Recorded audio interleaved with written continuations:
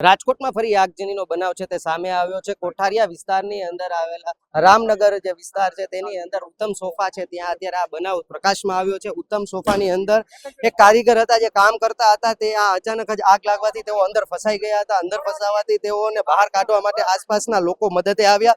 લોકો દ્વારા તેમને કાઢવા માટે ખૂબ જહેમત ઉઠાડવામાં આવી.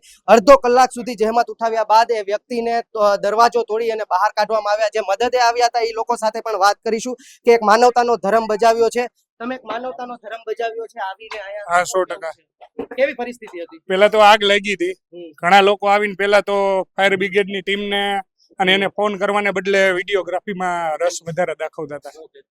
આગ એટલી વિકરાળ હતી કે અંદર કોઈ જઈ શકે એમ હતું નહીં. ફાયર બ્રિગેડની ટીમને ફોન કર્યો ત્યારે એ લોકો આવ્યા છે. દિલથી એને મહેનત કરી, એને દિલથી ધન્યવાદ દેવા પડે. છેલ્લે અંતે બધું થોડું ઘણું ઠારીને એ લોકો બાથરૂમમાંથી જે ભાઈ ફસાણો હતો એને બહાર કાઢવાની કોશિશ કરી. છેલ્લે બહાર કાઢ્યો છે, અત્યારે હોસ્પિટલે છે. શું પરિસ્થિતિ છે એ કોઈ આઈડિયા નથી. કેટલા લોકો હતા અંદર? અંદર એક જ માણસ ફસાયેલો હતો. અચ્છા, અને આ સોફાના કારખાનામાં અચાનકથી આગ લાગી, આપને ક્યારે ખ્યાલ પડ્યો ને આપ તાત્કાલિક ધોરણે ક્યારે પૂછ્યું? મારું કારખાનું એક્ઝેક્ટ પાછળ છે. આનું ધુવાડો ઉપર નીકળો એટલે પાછળથી ખબર પડી કે ભાઈ ધુવાડો નીકળો છે, ત્યારે ખબર પડી કે આ સળગું છે. આપણે આવીને કેટલા કલાકોથી અત્યારે અહીંયા છો અને કઈ રીતની પરિસ્થિતિ થઈ? 2 કલાકથી સળગું ત્યારથી અહીંયા છીએ. ફાયર બ્રિગેડને ફોન કર્યો, 108 ને ફોન કર્યો. વ્યક્તિ તો ગંભીર છે, સાથોસાથ નુકસાની કેવડી થઈ હશે? નુકસાની ભાઈનું આમ ગણો ને એટલે 80% પૂરું થઈ ગયું છે, પણ એક માણસ અત્યારે ફૂલ જોખમમાં છે. બિલકુલ, હું આ દ્રશ્ય બતાવીશ આપને અંદરના પણ, કે જ્યાં નુકસાની થયેલી છે, આગ જ્યાં લાગી છે તેના અંદરના, અને આપ જોઈ શકો છો બળીને સંપૂર્ણપણે કારખાનું છે તે ખાખ થઈ ગયું છે. કારખાનાના અંદરના જે કાંઈ પણ પાર્ટ્સ હતા, જે કોઈ પણ વસ્તુ હતી એ એકદમ બળીને ખાખ થઈ ગઈ છે. સૌથી મહત્વની બાબત એ છે કે એક જીવ અંદર ફસાયેલો હતો, એ પણ અત્યારે ગંભીર છે. એ જીવનું પણ અત્યારે જોખમ હોય.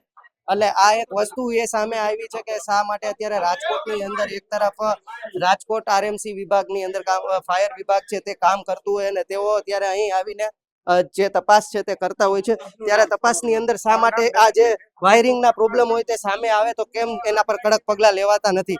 હાલ અત્યારે આ પરિસ્થિતિ જોતા જેવું લાગી રહ્યું છે કે જે આગ લાગી છે એમાંથી કોઈ બચી શકે એવી શક્યતા તો નથી જ, પરંતુ હવે જોવું રહ્યું કે ગંભીર જે થયા છે વ્યક્તિ બચે છે કે કેમ. અને સૌથી અગત્યની વાત કે હવે ફાયર વિભાગ દ્વારા કેવી કામગીરી કરવામાં આવશે.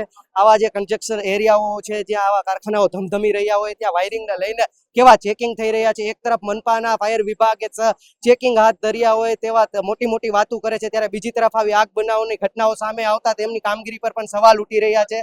હાલ આગ બુઝાવની કામગીરી સંપૂર્ણપણે થઈ ચૂકી છે. 3 ફાયર ફાઈટરની ગાડીઓ આવી, ફાયર ફાઈટરના જવાનો ધાડે ધાડા ઉતરી અને આગ બુઝાવી છે. 80% જેટલું અંદર છે તે બળીને ખાખ થઈ ગયું છે કારખાનામાં. સહયોગી યુવરાજ ચૌહાણ સાથે પ્રતિપાલ સિજાલા, ફૂલછાપ ડિજિટલ, રાજકોટ.